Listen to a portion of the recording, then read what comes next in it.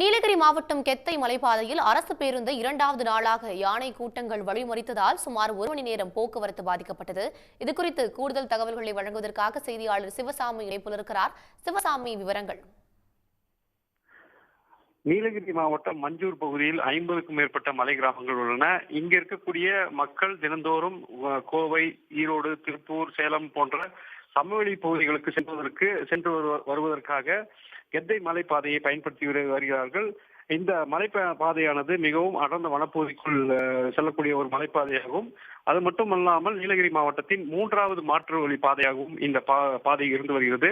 தினந்தோறும் அரசு பேருந்துகளும் மற்றும் ஏராளமான தனியார் வாகனங்களும் இந்த வழியில் பயணித்து வரும் நிலையில் கடந்த 1 வார காலமாக 2 குட்டி யானைகள் உள்பட 5 யானைகள் இந்த மலைப்பாதையில் முகாமிட்டிருக்கின்றன.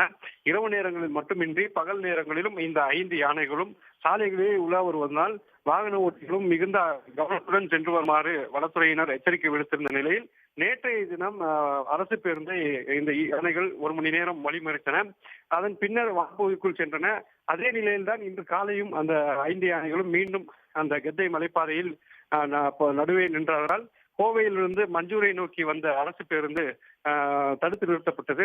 சாலையின் நடுவே அங்கும் இங்கும் சென்ற யானை கூட்டம் அருகில், அதாவது சாலை ஓரத்தில் இருந்த புற்களை மேய்ந்தவாறு அரசு பேருந்து செல்வதற்கு வழிவிடாமல் சுமார் 1 மணி நேரம் காத்திருக்க செய்தது. அதன் பின்னர் மெதுவாக பெரிய யானையானது மற்ற யானைகளை அழைத்துக் கொண்டு வனப்பகுதிக்குள் சென்ற பின்னரே அந்த அரசு பேருந்தானது மஞ்சூருக்கு வந்து சேர்ந்தது. இதனிடையே இந்த யானை கூட்டம் தொடர்ந்து முகாமிட்டிருப்பதனால் வாகன ஓட்டிகள் மிகவும் கவனத்துடன் சென்று வருமாறு வனத்துறையினர் எச்சரிக்கை விடுத்திருக்கிறார்கள். சிவசாமி, விவரங்களுக்கு நன்றி. உடனுக்குடன் செய்திகளை தெரிந்து கொள்ள சன் நியூஸ் பெல் ஐகானை கிளிக் பண்ணுங்க.